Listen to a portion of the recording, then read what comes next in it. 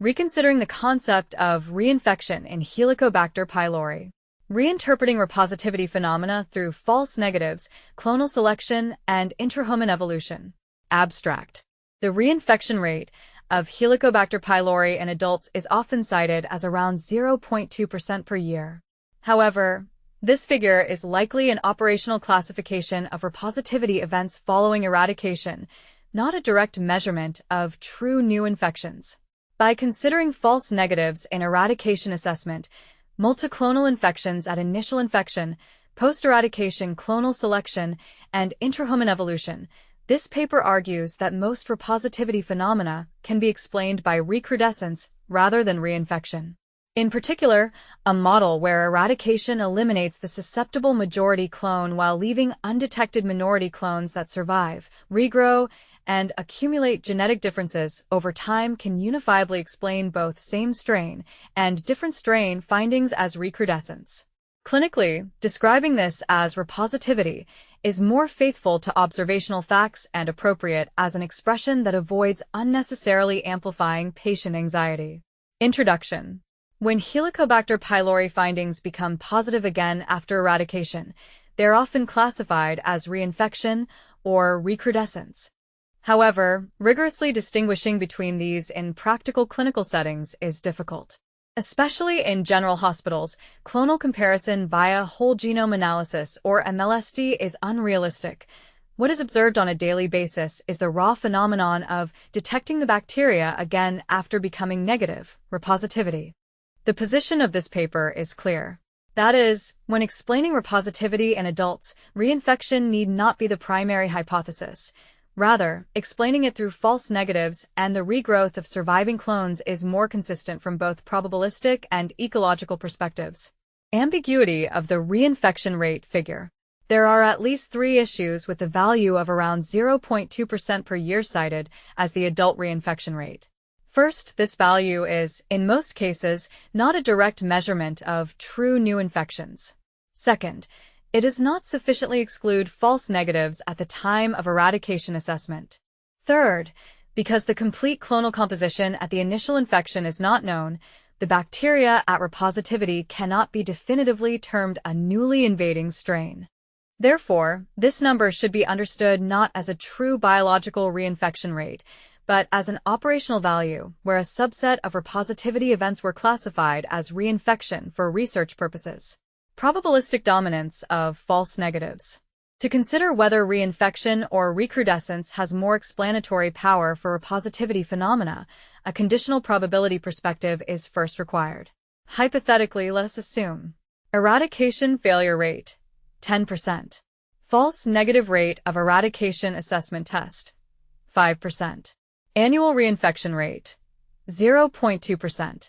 Under these assumptions, interpreting repositivity as regrowth of missed surviving bacteria is more natural than interpreting it as true reinfection from outside. What is important here is that while there is no guarantee that the figure of 0.2% itself reflects true reinfection, false negatives inevitably exist at a certain percentage due to test principles. Therefore, the primary hypothesis upon observing repositivity should not be reinfection, but rather surviving bacteria that were not detected at the time of eradication assessment. Clonal selection model. This is the central hypothesis of this paper. Pylori infection is not necessarily a single clone infection, and multiple clones may coexist at the point of initial infection. In this case, it is highly likely that what eradication eliminates is not necessarily all bacteria, but the susceptible majority clone. 4.1 before eradication. Majority clone. A. Minority clones. B, C. 4.2 during eradication. A. High antibiotic susceptibility. Eliminated. B. Survives due to resistance, localization, low proliferation, etc. C. Likewise partially survives. 4.3 after eradication. A becomes invisible. B or C regrows over time. Detected clinically as repositivity. In this case, the bacteria detected at repositivity are not a return of the pre-eradication majority A, but rather the manifestation of minority clones that existed from the beginning. In this model, Even if a genome different from the initially stored strain appears at repositivity, there is no need to assume reinfection. Intrahuman evolution and time-dependent genetic differences. Even more important is that the longer surviving clones remain in the stomach, the more genetic differences accumulate through mutation and recombination. Short-term repositivity. Small genetic difference. Tends to be classified as same strain. Long-term repositivity. Large genetic difference. Tends to be classified as different strain. However, this difference does not necessarily mean short-term equals recrudescence, long-term equals reinfection. Rather, it is simpler and more explanatory to consider that both short-term and long-term are essentially recrudescence, and the long-term appears more like a distinct strain due to intrahuman evolution.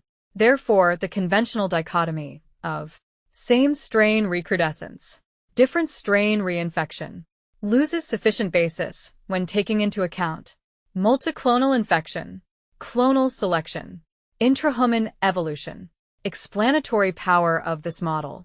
The advantage of the clonal selection plus intrahuman evolution model is that it can explain previously disjointed phenomena within a single framework. This model simultaneously explains existence of multiclonal infection, false negatives at eradication assessment, detection of different genomes at repositivity, phenomenon where strain differences appear larger over time, low reported reinfection rates. Furthermore, this model does not require the additional hypothesis of new infection from outside. In other words, in terms of minimizing assumptions, it is superior to the reinfection model. Weakness of the adult reinfection chronicity model.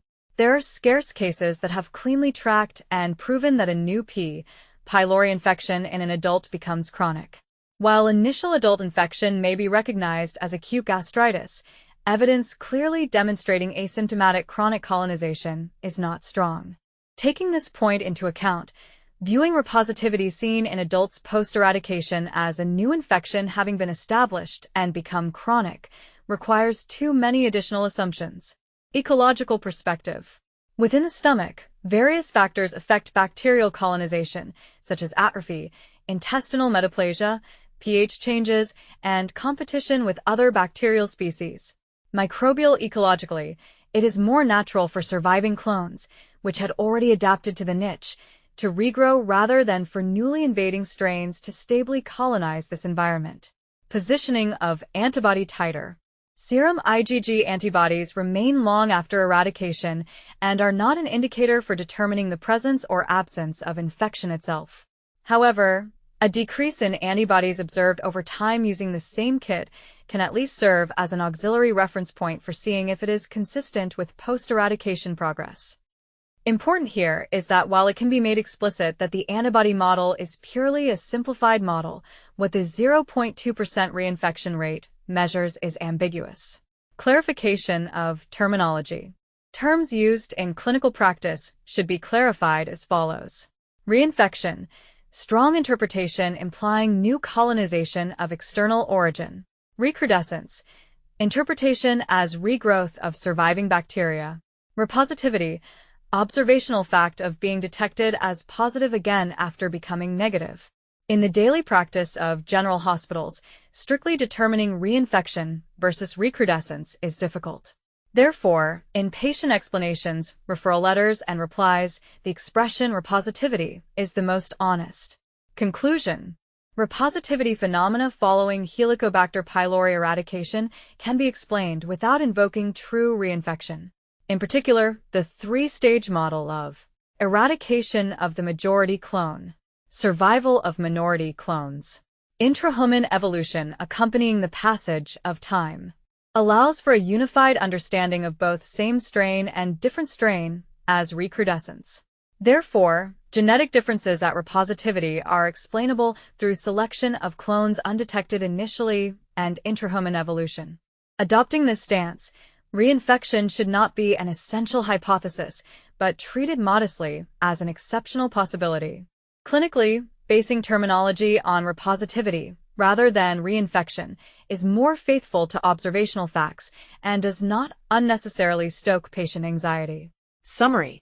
Reinfection is an interpretation, repositivity is a fact. And most repositivity is more rationally understood as the manifestation of minority clones and intrahuman evolution following the disappearance of the majority clone.